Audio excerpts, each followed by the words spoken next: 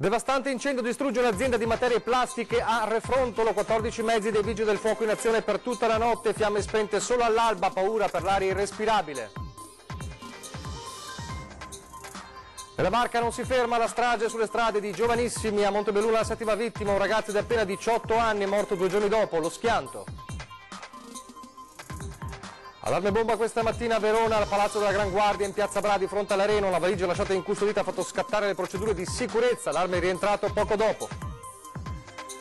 Il neopresidente del Senato stasera nella sua Padova per incontrare a Palazzo Moroni il sindaco e le autorità, intanto l'elezione di Casellati alla guida di Palazzo Madama divide il mondo politico. Agguato a Borso del Grappa, 38enne, si ferma con l'auto per soccorrere una donna in difficoltà, ma è una trappola, l'uomo aggredito e rapinato da 2 complici della donna. Lutto nel mondo dello spettacolo per la morte di Fabrizio Frizzi, l'annuncio dato dalla moglie veneziana Carlotta, ex Miss Veneto, grazie Fabrizio per l'amore che ci hai dato. Mentre l'Alfa Romeo torna a gareggiare in Formula 1, in pochi ricordano il leggendario Ugo Gobbato, ingegnere trevigiano che salvò dal fallimento e dalla scomparsa lo storico marchio.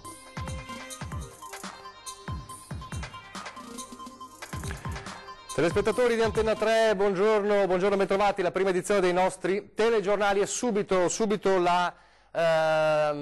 andiamo subito con la cronaca perché a Refrontolo abbiamo la nostra Daniela Sizzia insieme a Nicoletta Rizzetto per raccontarci di questa notte di paura vissuta in paese quando è scoppiato un devastante incendio che ha distrutto letteralmente una intera azienda di materie plastiche. Ovviamente proprio il fatto che si trattasse di materie plastiche ha fatto subito scattare anche l'allerta per l'inquinamento dell'aria. Un super lavoro dei vigili del fuoco per tutta la notte, diverse squadre, questa mattina, solo questa mattina lo spegnimento degli ultimi focolai. Allora ci colleghiamo proprio in diretta con Daniela, che vedo insieme proprio a uno degli uomini che hanno spento il rogo, per raccontarci com'è la situazione in questo momento. Daniela.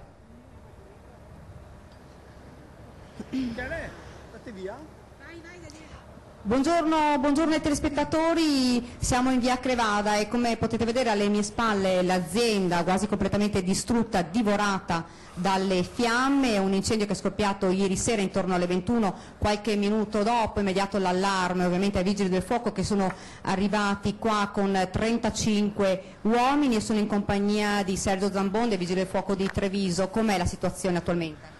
Abbiamo terminato, stiamo terminando in questo momento, stiamo pulendo i mezzi e per cui diciamo che abbiamo completato questa mattina gli ultimi focolai, abbiamo spento gli ultimi focolai, ieri sera siamo intervenuti in massa, praticamente gran parte delle nostre risorse provinciali sono venute qua, 35 persone con 15 mezzi, abbiamo avuto anche bisogno di chiamare sul posto i colleghi di Mestre e di Pordenone che ci hanno dato una mano all'inizio perché c'era un fuoco molto importante, un incendio molto importante, avevamo paura che si propagasse alle attività adiacenti. Che sono fra l'altro vicine.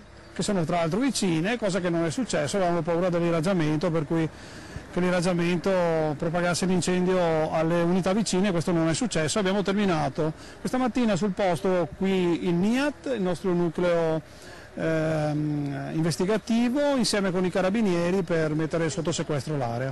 Ecco, dicevamo prima insomma un incendio difficile perché qui vengono prodotti materiali in plastica. Perché c'erano materiali plastica in deposito, la plastica buon combustibile, il combustibile ha bruciato molto bene e come tutti gli incendi abbiamo avuto la prima ora difficile da contrastare, poi in realtà l'abbiamo spento, vedete abbiamo già bonificato gli ultimi focolai, in questo momento per i vigili del fuoco non c'è più problema. Ecco, l'azienda è quasi completamente distrutta. L'azienda è completamente distrutta, ci sono solo i muri perimetrali su, ma quando siamo arrivati diciamo che le fiamme erano già molto alte, l'incendio era già propagato quasi in tutta l'area dell'azienda. Grazie, come potete vedere infatti i vigili del fuoco stanno terminando proprio le ultime operazioni. Il sindaco di Refrontolo che è giunto qua pochi minuti fa ci diceva che i tecnici dell'ARPAV avrebbero stabilito che non ci dovrebbero essere problemi di inquinamento, quindi la situazione è sotto controllo. Ovviamente sono stati effettuati altri accertamenti che poi i cui risultati arriveranno nelle prossime ore. Abbiamo sentito prima anche il titolare dell'azienda che è arrivato ovviamente distrutto, insomma ci diceva sono distrutto per me, per l'azienda, ma anche e soprattutto per i dipendenti. Questa è un'azienda storica del territorio, piccola ma storica, con pochi dipendenti, ma era una realtà proprio di questo territorio. Non ci sono altre notizie, vi aggiorneremo poi nel corso delle edizioni serali. Per il momento qui da Via Crevado è tutto, la linea allo studio.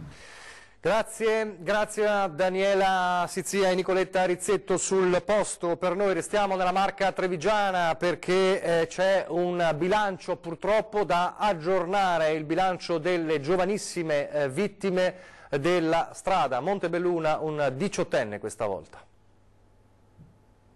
La si sperava una tragica coincidenza, un dato casuale, e invece la strage dei ragazzi sulle strade non si arresta. Simone Giupponi, 18 anni appena, di Montebelluna, è la 7ª vittima trevigiana da inizio anno tra i giovanissimi. Morto ieri per un incidente apparentemente banale, quello che ha coinvolto lui in sella al suo scooter e un'auto nei pressi del Duomo 2 giorni prima. La macchina viaggiava a una velocità contenuta, lo scontro di per sé non era stato violento, tanto che Simone, caduto a terra, era stato trasportato in ospedale in condizioni che non destavano particolare preoccupazione. Ma la notte tra sabato e domenica il quadro clinico dello studente dell'Ipsia Scarpa di Castelfranco si è aggravato, forse per un'embolia, e il 18enne, nato a Feltre e cresciuto a Valdobbiadene, prima del trasferimento a Montebelluna, si è spento lasciando nel dolore la famiglia e la fidanzata Asia, che ha postato su Facebook un messaggio struggente: vola in cielo come solo tu sai fare, amore mio, resterai sempre nel mio cuore, ti amo, angelo mio. Solo oggi la procura, che ha aperto un'inchiesta per omicidio stradale, deciderà se far svolgere sul corpo del ragazzo l'autopsia. Adesso a Verona, dove è stata vissuta una mattinata di tensione perché c'è stato un allarme bomba al Palazzo della Gran Guardia in Piazza Bra di fronte all'Arena. A far scattare questa allerta una valigia, un trolley lasciato incustodito ha fatto scattare le procedure ovviamente di sicurezza previste in questo caso. Carabinieri militari delle pattuglie miste hanno transennato la zona, è stata evacuata ovviamente l'auditorio della Gran Guardia e tutta la piazza. Nel frattempo si esaminava con molta cautela il trolley, fortunatamente poi durante le operazioni non è stato nemmeno necessario far brillare la valigia che conteneva soltanto dei documenti dimenticati da un commercialista, quindi l'allarme è rientrato, ovviamente era stato decisivo, immediato, come da protocollo l'allarme sicurezza, come in questi casi. Adesso la politica, torniamo a parlare di Maria Elisabetta Casellati, neopresidente del Senato, una veneta alla guida di Palazzo Madama, e torna proprio nel suo Veneto oggi. Questa sera infatti è previsto il ritorno nella sua Padova, Palazzo Moroni, intorno alle 19:30 incontrerà tutte le autorità cittadine, compreso ovviamente il sindaco Giordani. Intanto ieri ha fatto la sua prima uscita da Presidente del Senato, la nomina, l'elezione del Casellati, dopo ovviamente i messaggi di auguri del giorno dell'elezione, divide un po' il mondo politico e non solo. Da una parte Marco Travaglio, che la definisce senza mezzi termini la quintessenza della casta, che Lega e Movimento 5 Stelle volevano abbattere.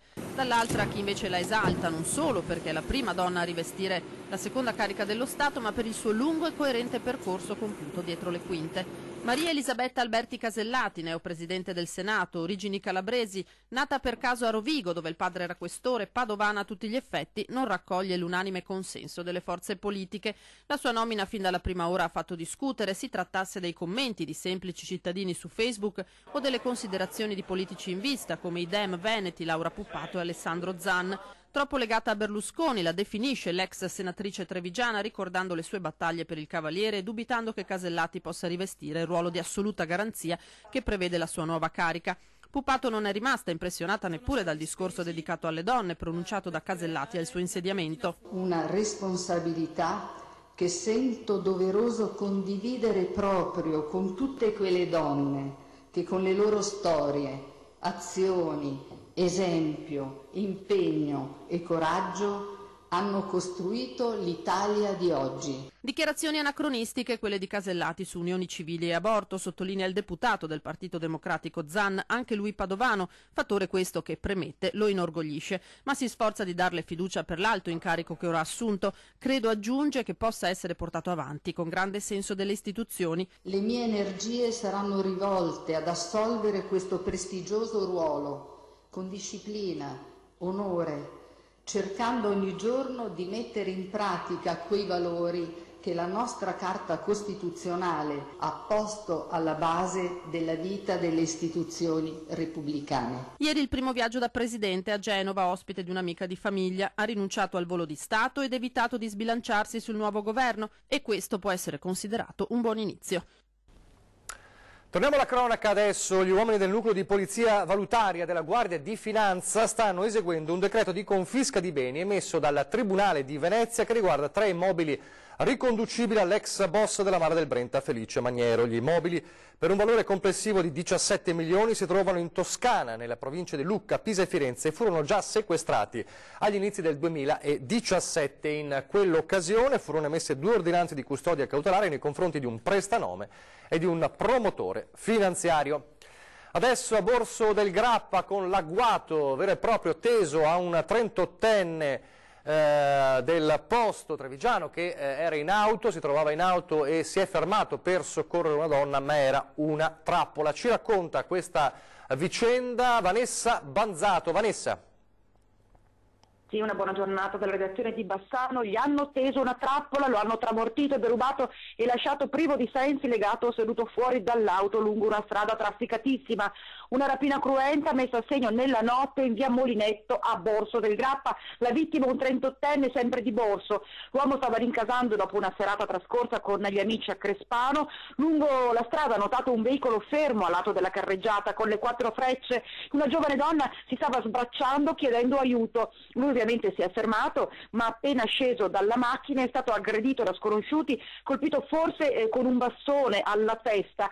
Gli hanno portato via i pochi soldi che aveva, ma non contenti, prima di andarsene lo hanno seduto sull'asfalto con le gambe sotto l'auto, gli hanno legato i polsi con una cinghia agganciata all'interno al cambio, bloccandola, chiudendo la portiera. Davvero uno scenario davvero agghiacciante. È rimasto svenuto fino alle 5 del mattino, quando è stato ritrovato da un netturbino che subito ha temuto il peggio, perché l'uomo non dava segni di vita, non voleva svegliarsi. Sul posto i sanitari del SUEM che hanno riscontrato un serio trauma cranico ed è stato ricoverato all'ospedale di Castelfranco. Sulla vicenda stanno indagando i carabinieri, che stanno vagliando tutte le ipotesi, visionando anche le immagini delle telecamere posizionate lungo via Molinetto per cercare di ricostruire l'esatta dinamica. Per il momento è tutto, ricevo la linea allo studio. Grazie a Vanessa Banzato. Adesso invece ad Abano Terme, con momenti concitati al pronto soccorso per una rissa tra pazienti. Alla fine, per sedare gli animi al pronto soccorso dell'ospedale di Abano Terme, sono dovuti intervenire i carabinieri. Una discussione tra un paziente 32enne rumeno che chiedeva di essere curato in fretta ed un infermiere, poi degenerata in rissa coinvolgendo un 70enne italiano. I 2 pazienti sono arrivati alle mani sfondando tra l'altro una porta scorrevole. Una rissa durata fino all'arrivo delle forze dell'ordine, che ha riportato la calma. Ancora a Padova, pugno duro del questore, sequestro cautelativo di armi in caso di stalking e di violenze. 34 anni, incinta del secondo figlio, picchiata dal marito fino a perforarle il timpano. 35 anni, accecato dalla gelosia, prende a pugni la moglie fratturandole la mandibola. Sono solo alcuni degli episodi affrontati negli ultimi mesi dalla questura di Padova ed è giro di vite dunque del questore Paolo Fassari per affrontare la violenza che si consuma sempre più spesso tra le mura domestiche. Per non ricordare le donne solo l'8 marzo. Dunque, se le minacce saranno reiterate o particolarmente violente, le pattuglie sul territorio provvederanno da oggi al sequestro cautelativo di pistole o fucili da caccia e al ritiro delle relative autorizzazioni. Non è dunque necessario aver commesso il reato, spiega la questura in una nota, basta una mera conflittualità relazionale. Negli ultimi anni i reati di genere hanno destato parecchio allarme sociale. Nella sola provincia di Padova, dal 2017 ad oggi, nei confronti delle donne sono stati commessi 2 omicidi e 2 sono stati tentati. 418 le lesioni dolose, 94 le percosse e 376 le minacce. Mentre nelle case della provincia si contano 7.482 porto d'armi da caccia e 11.062 per uso sportivo. Una vicenda dai contorni ancora non chiari, quella che viene da Mestre, dove una insegnante sarebbe stata aggredita dal papà di un alunno. Ci racconta tutto Tiziana Bolognani da Mestre. Sì, buongiorno da Mestre, dove si commenta il fatto di cronaca del giorno fra sorpresa e indignazione. Secondo quanto riferisce il Gazzettino, una maestra della scuola elementare Silvio Pellico sarebbe stata insultata e minacciata dal papà di un alunno, sembra per un problema di poco conto. Usiamo il condizionale doverosamente perché all'Istituto Comprensivo Giulio Cesare né il dirigente generale né il responsabile del plesso scolastico intendono rilasciare informazioni sull'accaduto. Il Gazzettino riferisce ancora che la maestra spaventata ha accusato un malore ed è dovuta ricorrere alle cure dell'ospedale di Mestre. L'episodio viene collocato nella mattinata di giovedì scorso e protagonista della sfuriata sarebbe un papà di nazionalità bengalese che avrebbe avuto urgenza di parlare con la maestra del proprio figlio per motivi che ignoriamo. Ora si attende il rientro dell'insegnante per capire in che modo la stessa e la scuola intendano procedere. Da Mestre è tutto, a voi. Grazie Tiziana Bolognani, adesso di nuovo a Padova dove un uomo cerca di spendere delle banconote, anzi una banconota falsa in stazione, mal gliene incoglie perché viene bloccato dalla polizia.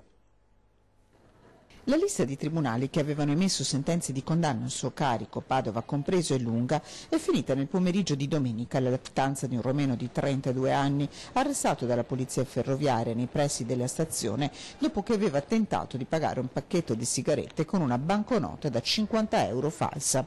A far intervenire gli agenti la cassiera della tabaccheria che dopo aver filtrato la banconota alla macchinetta ha chiamato la Polfer. Individuato e fermato il romeno, gli agenti sono prima riusciti a risalire la sua vera identità e poi a contestargli tutta la lista di condanne e ordini di carcerazione che aveva pendenti, oltre alla denuncia per spendita di monete false. Grazie Fabrizio per tutto l'amore che ci hai donato, sono le parole con le quali stamane Carlotta Mantovan, la moglie di Fabrizio Frizzi, veneziana, ex Miss Sveneto, sposata 15 anni fa proprio dal conduttore, ha dato la notizia terribile della morte di Fabrizio Frizzi, che è morto a 60 anni, li aveva compiuti da poco più di un mese, si è spento nella notte all'ospedale di Sant'Andrea di Roma in seguito a una emorragia cerebrale. Il 23 ottobre scorso, lo ricorderete, era stato colto da un malore, un'ischemia durante la registrazione di una puntata del programma L'Eredità, venne ricoverato al Policlinico dove fu dimesso alcuni giorni dopo, tornò poi in TV a dicembre e raccontava che stava lottando contro il male. Purtroppo la scorsa notte il decesso, tanti messaggi di cordoglio anche dal Veneto, tra i primi quello di Luca Zaia, il governatore del Veneto, che intervenendo a Radio Club 103 questa mattina ha ricordato la figura. L'abbiamo sempre percepito, ha detto, come una persona per bene, perché lo era davvero, esprimeva umanità, cortesia, che sono doti oggi assolutamente non comuni. Ho avuto il piacere, ha detto Zaia, di conoscerlo e quindi di poter appurare queste qualità. E adesso una brevissima pausa pubblicitaria.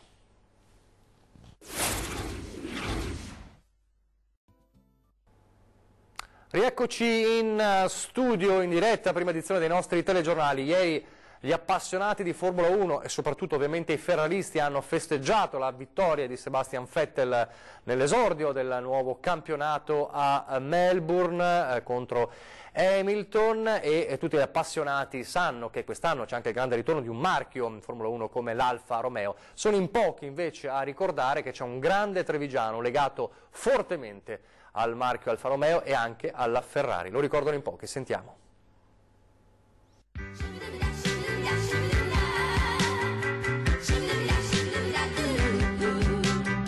È una storia che si ripete, quella dell'Alfa Romeo nel mondo delle corse automobilistiche. Ed è una storia che lega profondamente questo marchio, nato tra Milano e Napoli, alla marca trevigiana e più precisamente a Volpago del Montello.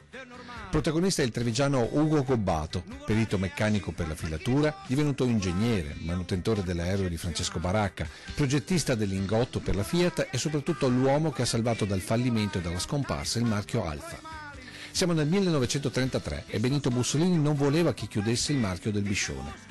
Chiede consiglio al signor Fiat, Giovanni Agnelli, che gli manda l'uomo che gli ha riorganizzato la produzione a Torino. Così Ugo Gobbato diventa presidente dell'Alfa, che indirizza subito verso la produzione sportiva oltre a quella dei motori per l'aviazione, e per rilanciare il mercato crea la squadra corse, chiamando un pilota leggendario come Tazio Nuvolari. Nasce la prima Alfetta, del Gran Premio, e Nuvolari chiede a Gobbato di assumere un giovane pilota con un gran orecchio per i motori. Il suo nome era Enzo Ferrari. E leggenda nella leggenda pare che sia stato Gobbato a cedere a Ferrari l'insignia del cavallino rampante ricevuta da Baracca durante la Grande Guerra, quando l'ingegnere trevigiano era responsabile della manutenzione del suo Spad 7.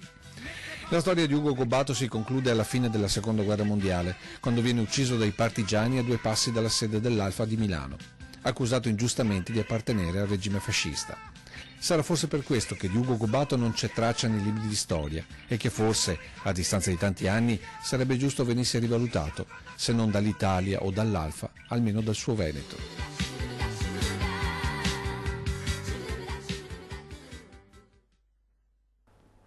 Shock al mercatino dell'antiquariato di Piazzola sul Brenta, uno dei più famosi a livello nazionale. In ambulanti ha infatti catalogato i dischi per genere e autore, da una parte le donne, dall'altra gli uomini e poi ha aggiunto letteralmente i negri.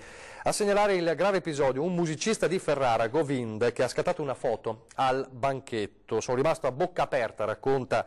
Ai mercatini si vede un po' di tutto, ma qualcosa di simile non l'avevo mai visto. Non capisco se è ignoranza o razzismo, di certo è davvero brutto vedere cose simili. Infuriato il sindaco di Piazzola, Enrico Zina, è evidente che la madre degli imbecilli è affaticata dalle troppe gravidanze. Voglio sapere il nome di questo ambulante, verificherò quel che è successo, ma se le cose stanno come sembrano farò scattare il DASPO, così verrà bandito da Piazzola sul Brenta.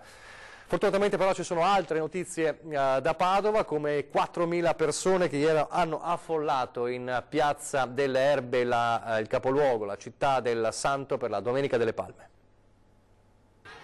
Hanno agitato festosi ramoscelli d'ulivo decorati e benedetti nelle loro parrocchie la mattina i 4.000 bambini e ragazzi della CR che da ogni comunità della diocesi di Padova si sono dati appuntamento domenica pomeriggio in Piazza delle Erbe. Tra loro, acclamato con il saluto che aveva accolto Gesù prima dell'inizio della sua passione, il vescovo Claudio Cipolla.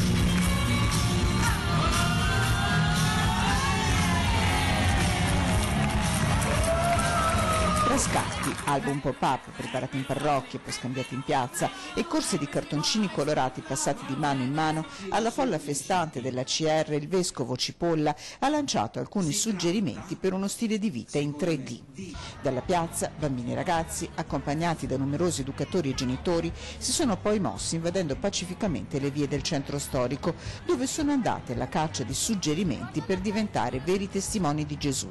La coloratissima festa si è conclusa ancora una volta in Piazza delle Erbe con la solenne benedizione a tutti i presenti e un ricordo speciale del vescovo Cipolla per Maria Elisabetta, appena eletta Presidente del Senato.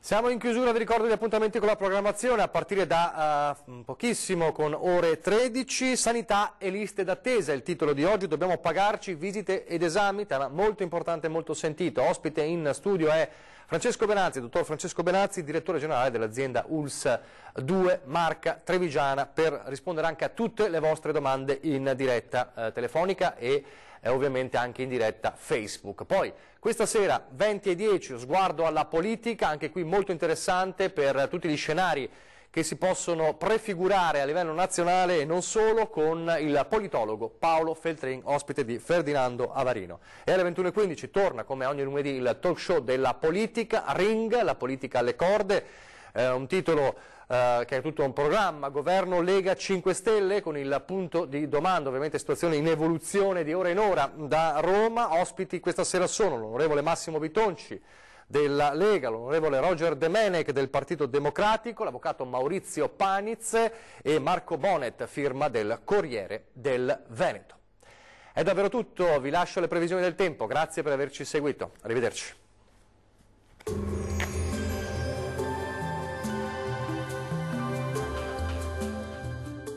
Termoidraulica Susin. Se compri una caldaia, in omaggio il condizionatore. Termoidraulica Susin a 0 branco.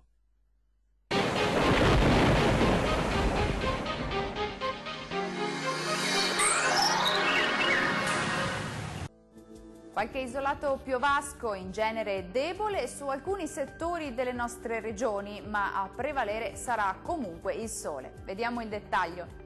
Sul Veneto sarà soleggiato con cielo poco o parzialmente nuvoloso al mattino. Col passare delle ore più nubi sulle aree montuose anche con qualche fenomeno associato. Vediamo anche le temperature. Le minime saranno comprese tra 1 e 6 gradi, valori massimi in aumento, oscillanti invece tra i 10 e i 14 gradi circa. Spostiamoci ora sul Friuli Venezia Giulia. Tempo in prevalenza stabile, anche qui qualche disturbo sui monti al pomeriggio, in genere buono invece altrove. Le temperature minime saranno comprese tra i 2 e i 4 gradi, i valori massimi invece oscilleranno tra gli 11 e i 14 gradi circa. Raggiungiamo infine il Trentino Alto Adige, qui sarà soleggiato tuttavia con qualche piovasco sulle aree di confine. Temperature minime tra 5 e 7 gradi, massime in aumento intorno ai 16 gradi. Dal meteo di Antenna 3 è tutto, arrivederci al prossimo aggiornamento.